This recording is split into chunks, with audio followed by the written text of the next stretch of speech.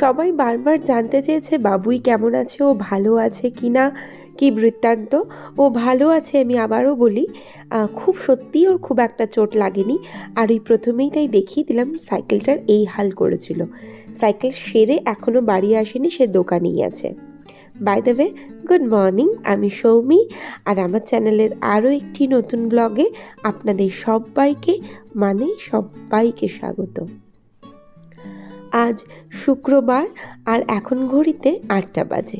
সকালের কাজকর্ম যথারীতি প্রত্যেক দিনের মতন সুন্দর করে কমপ্লিট করে নিয়েছিলাম। আর তারপরে চলে এলাম একটু আয়নার কাছে। আমি একটা জিনিস খেয়াল করছি, এতটা গরম পড়েছে তা সত্ত্বেও না, আমি খেয়াল করে দেখেছি আমার স্কিনটা না হঠাৎ ভীষণ ড্রাই হয়ে টান টান লাগছে। তো ময়শ্চারাইজার ছাড়া আমার পক্ষে থাকা একদম সম্ভব নয়। আর এই পিলগ্রিমের ময়শ্চারাইজারটা কিন্তু বেশ ভালো, তবে ডট অ্যান্ড কিটটাও ভালো, এটাও ভালো। এই দুটো ময়শ্চারাইজার আমি না অল্টারনেট করে ইউজ করি, আমার বেশ পছন্দের। আর নাইট ক্রিমটা তো আমি অনেক দিন ধরেই ডট অ্যান্ড কিটই ইউজ করে যাচ্ছি। তো যাই হোক, আমি সোজা চলে এলাম আয়নার সামনে, আর আয়নার সামনে বেশ কিছুটা সময় নিজেকে দিয়ে নিচ্ছিলাম। সকালের এইটুকু সময় একদম আমার, তারপরে প্রচুর কাজ থাকে, সেই সমস্ত কাজ কমপ্লিট করে উঠতে উঠতে আমার দুপুর গড়িয়ে যায়।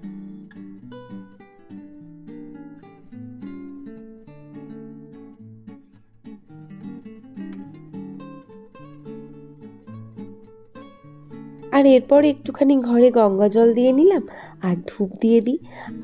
ধূপ মানে আমার যে ধূপগুলো আমি ইউজ করি না, আমার বাড়িতে যারাই আসেন তারাই আমায় জিজ্ঞাসা করে যে তুই কী ধূপ ইউজ করিস রে। আর ব্যাপারটা কি হয়, আমি কিছুতেই মনে রাখতে পারি না আমি কী ধূপ ইউজ করি। তারা তখন আমাকে বলে প্যাকেটটা দেখে বল। অ্যাকচুয়ালি প্যাকেট দেখে আমি বলবো কি, আমি তো প্যাকেট থেকে ধূপগুলো বার করে নিই। আর আমার একটা জায়গা আছে, একটা পাত্র আছে, মানে একটা কন্টেনার মতন, সরু মতন, ভীষণ সুন্দর। সেটা আমাকে অনেক দিন আগে আমার ফুলমা দিয়েছিল সেটা। তো সেই কন্টেনারটা আমি ইউজ করি, যার ফলে আমি তাদেরকে বলতেও পারি না আমি কী ধূপ ইউজ করি। মনে মনে বোধহয় রাগই করে তারা আমার ওপর। তো কী আর করা যাবে, সমস্ত ঘরে একটু ধূপ গঙ্গা জল দিয়ে নিলাম। আর তারপরে না সোজা চলে এলাম আমি রান্নাঘরে, একটু নিজের জন্য চা বা কফি করে নেব।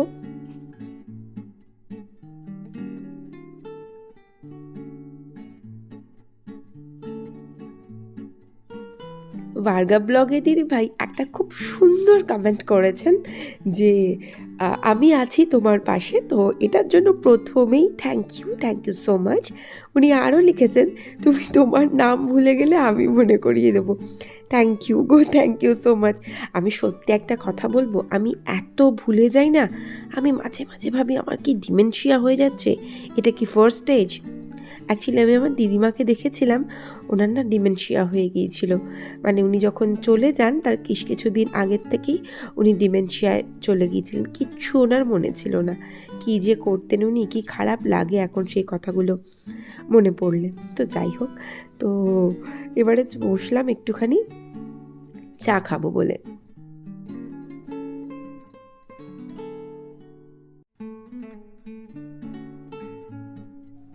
না চা নয়, এটা হচ্ছে কফি নিয়ে বসেছি। আর সত্যি কথা বলতে দুধ নেই ফ্রিজে, ফুরিয়ে গেছে। কালকে গোবিন্দদা দুধ দিয়ে গিয়েছিলেন। আর রাতের বেলা বাবুই চা খেয়েছে, আমাকে চা দিয়েছে, বাড়িতে এসেছিল লোকজন। তারপরে রাতের বেলা তমাল দুধ খেয়েছে, ব্যাস চা শেষ, দুধ শেষ। কী আর করা যাবে। তো আমি একটুখানি কফি খেলাম।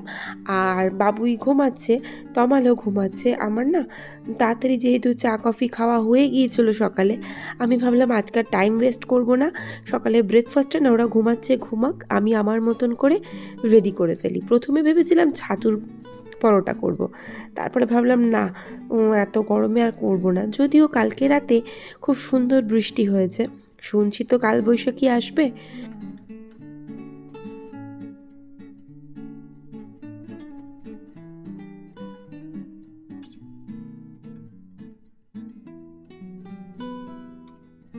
তো জানি না কবে কালবৈশাখী আসবে বা কী হবে, কালবৈশাখী, জ্যৈষ্ঠ, আষাঢ়, শ্রাবণ কবে আসবে আমি কিছুই বুঝতে পারছি না। তো কাল রাতে প্রচণ্ড বৃষ্টি হওয়াতে মোটেও কিন্তু আজ সকালে ঠান্ডা হয়নি ওয়েদার। আমি যখন সকালবেলা ওই 5:30 নাগাদ ঘুম থেকে উঠি, দেখলাম না আকাশটা হালকা মেঘলা, মনে মনে বেশ আনন্দই হলো, হয়তো একটু বৃষ্টি বৃষ্টি হবে। ও বাবা, তারপর দেখি রোদ ফোদ উঠে গেল। আর এখন তো দেখতেই পাচ্ছেন, এখানটা আটা মাখলাম, সেখানটাও বেশ রোদ পড়েছিল, আর এখন একটু রোদটা এসে পড়েছে। তো যাই হোক, আটাটা মেখে আটা না সরি ময়দাটা মেখে, আটা ময়দা দুটো, সরি হ্যাঁ ভুল বলছি, 1 কাপ মানে 1 বাটি আটা নিয়েছিলাম আর 1 বাটি ময়দা নিয়েছিলাম। তো ওই আটা ময়দাটা মেখে সাইড করে দিয়েছিলাম, আর তারপরে আলুটা কেটে নিলাম, আর একদম হালকা করে একটা আলু চচ্চড়ি বসিয়ে দিলাম। তো এখনই না, কেউ এখনও ঘুম থেকে ওঠেনি, আমার তো ব্রেকফাস্ট আমি শুরুই করে দিলাম করবার জন্য। তো ওরা সব ঘুমাচ্ছে, ঘুমাক, আমার কাজটা না আমি এগিয়ে রেখে দিই। তো সবার ব্রেকফাস্টটা রেডি করে নেবো, যে যখন উঠবে তখন খাবে। তো খুব বেলায় তো উঠবে না, উঠেই পড়বে হয়তো এবার আস্তে আস্তে। তো পরোটাগুলো বেলে নিই। বাবুই না চৌকো পরোটা খেতে খুব ভালোবাসে, আর আমার না খুব বদমাইশি এগুলো। ও যেটা ভালোবাসে সেটা আমি করে দেবো না, সবসময় তো দেবই না। ও ভালোবাসলেই আমাকে দিতে হবে, তার কোনো মানে আছে নাকি?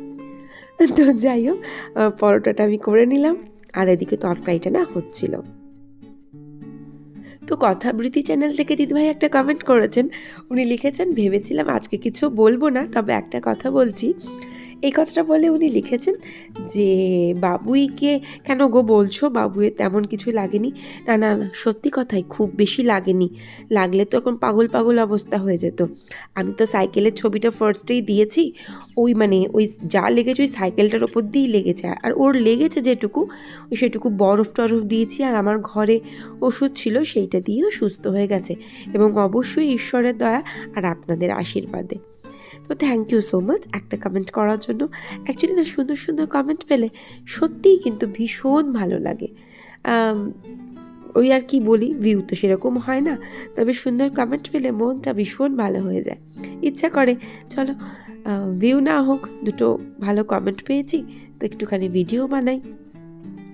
তো রান্নাবান্নাগুলো করে নিলাম, সকালের ব্রেকফাস্টটা রান্নাবান্না অর্থে সকালের ব্রেকফাস্টটা করে নেওয়ার পর তমাল উঠে পড়েছিল, ওকে চা করে দিয়ে এসে আমি চলে এলাম এই ঘরে বিছানাটা তুলে নেব বলে।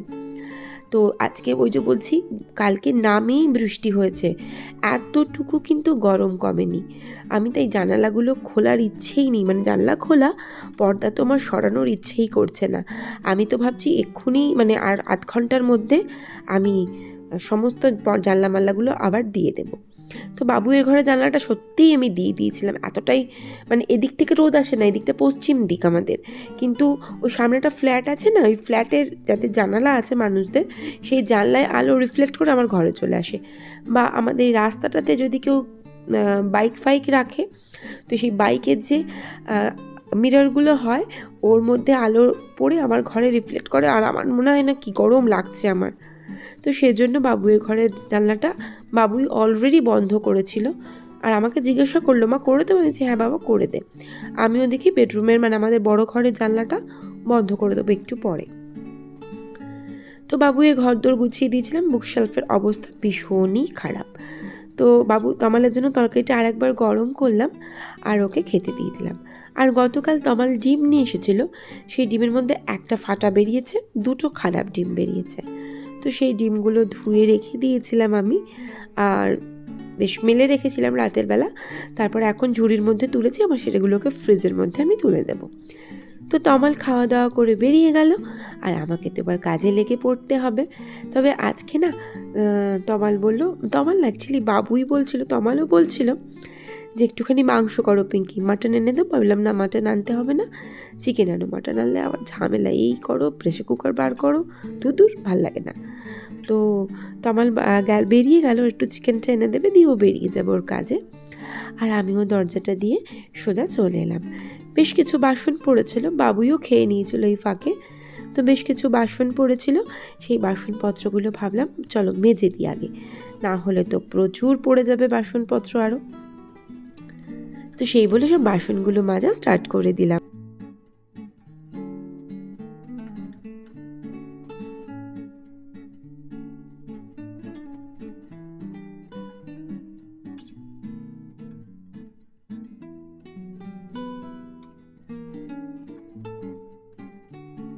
তো তো বাসনগুলো মেজে নিয়ে আমি না ওইদিকে আজকে ম্যাটটা পেতেছিলাম, দিয়ে সব ওইখানে উপর দিয়ে নিই।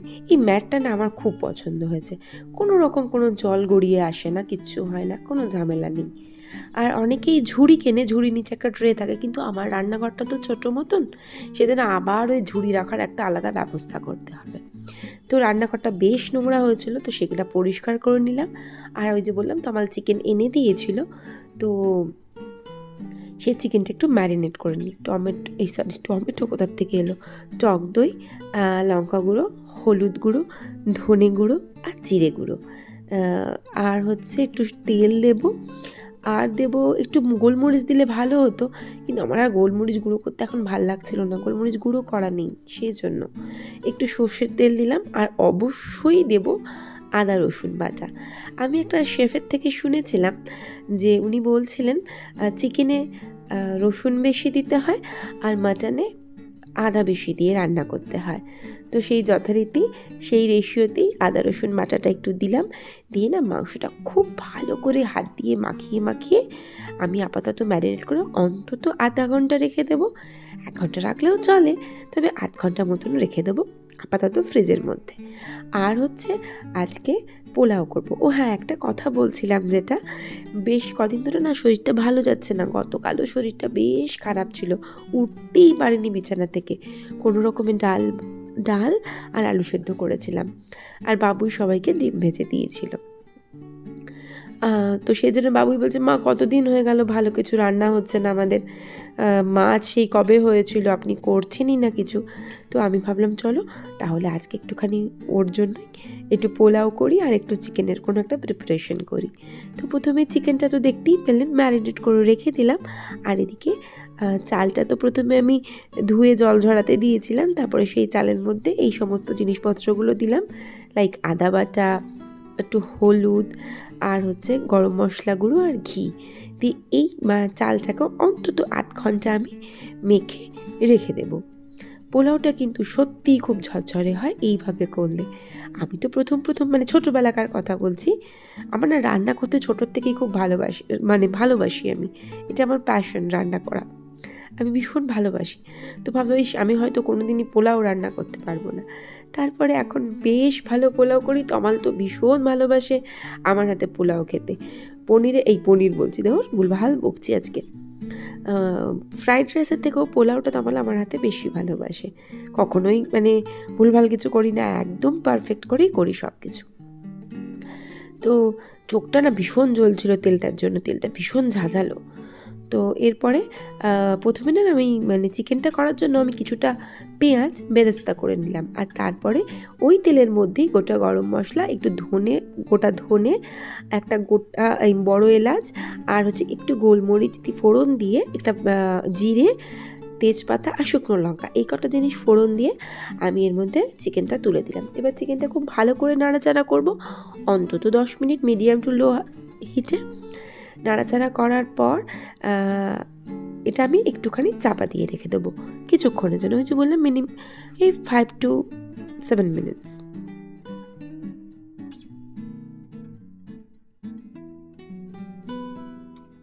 তো এরপরে আমি এর মধ্যে দিয়ে দেবো সেই বেরেস্তাগুলো, একটুখানি হাতের মধ্যে চটকে মুটকে দিলেই ভালো হয়, তো আমি সেটা করতে ভুলে গিয়েছিলাম, আমি এমনিই দিয়ে দিয়েছিলাম। আর বেরেস্তাগুলো দিয়ে আরও একবার একটু নাড়াচাড়া করে দেব। আর তারপরে না এর মধ্যে আমি দিয়ে দেব হচ্ছে গিয়ে একটা দারুণ পেস্ট। এই পেস্টটাই কিন্তু রান্নাটা কিন্তু অনেক বেশি ক্লাসি করে দেবে বা রিচ করে দেবে, যেটা বলতে পারেন। পেস্টটা হচ্ছে কটা আমন্ড বাদাম, এই ধরুন 7-8টা মতন, আর কয়েকটা কাজু বাদাম, এই মোট মিলিয়ে 20-25টা মতন ভালো করে ব্লেন্ড করে নিয়েছিলাম ব্লেন্ডারে, আর দিয়ে তারপর সেটা আমি দিয়ে দিলাম। দিয়ে এটা ওই মিনিট 7-8 মতন ভালো করে নাড়াচাড়া করে নেব। আর একটা খুব সুন্দর তেল ছেড়ে দেবে, বা রোগানও বলতে পারেন, সেই রোগান বা তেলটা কিন্তু খুব সুন্দর করে একটা ছেড়ে আসবে। মশলার যখন কোনো গন্ধ থাকবে না, তখন আমি এর মধ্যে দিয়ে দেবো কাসৌরি মেথি, দিয়ে দেবো আমি এর মধ্যে গরম মশলা গুঁড়ো। আর বাড়িতে যদি ফ্রেশ ধনেপাতা থাকতো খুব ভালো হতো, বাট যেটা আমার ছিল না ফ্রেশ ধনেপাতা, সেজন্য সেটা আমি স্কিপ করে দিয়েছিলাম। তো এদিকে মাংস রান্নাটা কমপ্লিট হয়ে গিয়েছিল, আর এরপরে বসিয়ে দিলাম আমি পোলাওটা। পোলাও রান্না কে না জানে, আজকাল সবাই সবটা জানে, আমিই ছিলাম ভ্যাবাচাকা, পারতাম না। ওই যে তেলের মধ্যে দিয়ে দিলাম আমি চালটা, আর এরকম ট্রান্সপারেন্ট হয়ে যাবে যখন, তখন এর মধ্যে আমি যে বাটিতে চাল নিয়েছিলাম সেই বাটিরই, মানে 1 বাটি চাল নিলে 2 বাটি জল দিয়ে আমি ভালো করে জলটা ফুটিয়ে নিয়েছিলাম। আর তারপরে সেই জলটা আমি এর মধ্যে ঢেলে দিলাম। আর হ্যাঁ, অবশ্যই আমি এখন এর মধ্যে লবণ দিয়ে দেব।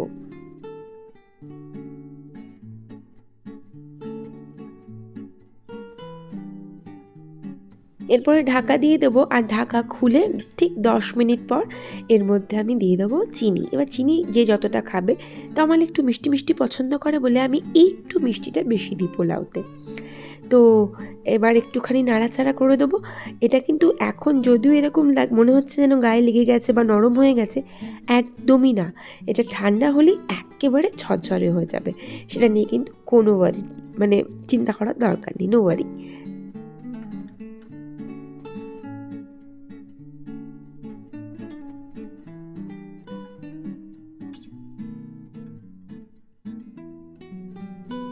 এরপর ভালো করে গ্যাস ফ্যাসগুলো তো পরিষ্কার করতে হবে, কারণ মাংস হয়েছে, পোলাও হয়েছে, তেল ফেল সব পড়ে আছে। তো ভালো করে সাবান দিয়ে আমি গ্যাসটা পরিষ্কার করে নিয়েছিলাম, আর আরও কিছু বাসন পড়েছিল যেগুলো মেজে নিয়েছিলাম। তো এরপরে না দোতলায় গেলাম। দোতলায় গিয়ে কালকে অনেকগুলো পরশু দিনকে, কালকে তো আমি উঠতেই পারিনি, তো সেই জামাকাপড়গুলো দোতলার ব্যালকনিতেই ছিল, সেই জামাকাপড়গুলো নামিয়ে নিয়ে এলাম। মানে ব্যালকনিতে ছিল বললাম না, ঘরের মধ্যে ছিল, খাটের ওপরে। তো সেই দোতলা থেকে জামা কাপড়গুলো নামিয়ে নিয়ে এসে সেগুলো আবার পাট করে রেখে দিলাম। তারপরে মনে হলো না, আলমারির এই আমার যেদিকে চুড়িদারগুলো থাকে সেদিকটা খুবই আগোছালো হয়ে আছে। তো ভাবলাম চলো একটুখানি ওপরই অন্তত পরিষ্কার করি। অ্যাকচুয়ালি সামনের দিকটা একটু আগোছালো করে ফেলেছিলাম, ভেতরের দিকগুলো ঠিকঠাকই ছিল। কয়েকটা জামা নতুন কিনেছি, আপনার সঙ্গে শেয়ার করা হয়নি, দেখি এর মধ্যে আমি শেয়ার করে দেবো। তো সেই সমস্ত জামা কাপড়গুলো একটু ভালো করে পাট করে রেখে দিচ্ছিলাম। আগোছালো থাকলে মোটেই দেখতে ভালো লাগে না। আমার আলমারিটা না আমার একটু আগোছালো থেকেই যায়, একটা খুঁজতে গিয়ে আর একটা তো খুঁজে পাই না, কিভাবে যে রাখি সে আমিই জানি, পাগল অবস্থা। এই কোথায় রাখলাম আবার খুঁজে পাই না, একটা খুঁজতে গেলে 10টা ফেলে দিই, এই সমস্ত চলতেই থাকে। সেজন্য মানে আমাকে 2-1 দিন ছাড়াই আলমারিটাকে গুছিয়ে ফেলতে হয়। তো এরপরে কোনো রকমে একটু ওপরই গোছানো আছে, সত্যি কথা বলতে খুব একটা আগোছালো নেই, তবু ওপর যেটুকু আগোছালো হয়ে গিয়েছিল সেটুকু একটুখানি ভালো করে গুছিয়ে দিলাম।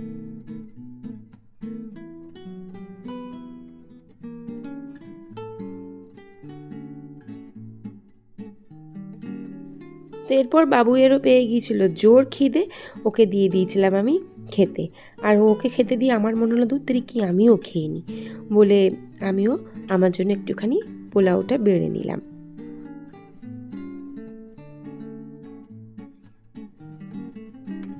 তবে বাবুই না ওর খাবারটা নিয়ে বললো, মামা আমি একটা মুভি দেখবো। মানে এই সময়টা পড়ে ওঠে, স্নান টান করে যা কাজ থাকে, ওর ঘরদোর ঝাড় দেয় কখনো, যেমন আজকেই দিয়েছে।